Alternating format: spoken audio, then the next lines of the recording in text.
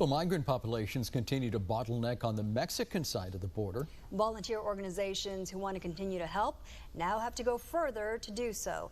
Channel 5's Valerie Gonzalez shares how they're readjusting to make sure help arrives.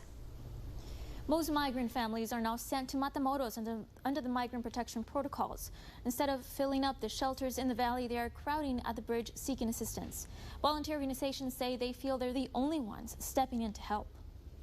Volunteers are crossing the border to help the hundreds stranded under the migrant protection protocols. Migrants are being sent to a border state riddled with violence. Gabi Zavala, a volunteer, met a father and daughter desperate to get out. They constantly threaten him and they say, "Your daughter's so beautiful, we're going to take her from you and we're going to sell her." And they did, Zavala says. He and his young daughter were kidnapped in Reynosa. They escaped and crossed into the U.S. seeking asylum. They were sent back to Mexico under MPP. Zavala is now working with them and many like them through the Asylum Seeker Network of Support. We try to take care of their basic needs as a case management style work. So if they need food, they need clothing, we try to provide that to them. But moreover, we are trying to connect them with tools and equipment so that they can get work. She began volunteering with Iglesia Bautista west of Bronzeville, where she became the Respite Center director. Then she expanded on her efforts and created the network. Zavala acquired a building in Matamoros where it would be based. Security issues forced her to keep looking.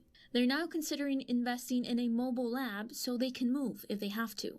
Even so, the work never stopped, not even when she entered her third trimester. Zavala works remotely, making calls to connect migrants to goods or services, coordinating events, or acting as liaisons between migrants and their consulates. They're also working on collecting data.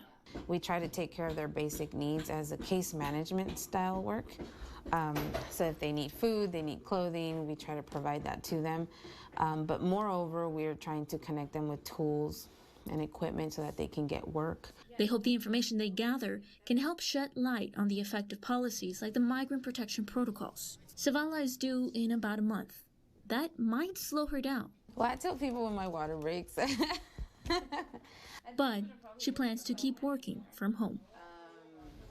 They are working with an organization from Ohio that helps pay for shelter. Zavala says their work is supported through donations, fundraisers, and volunteers.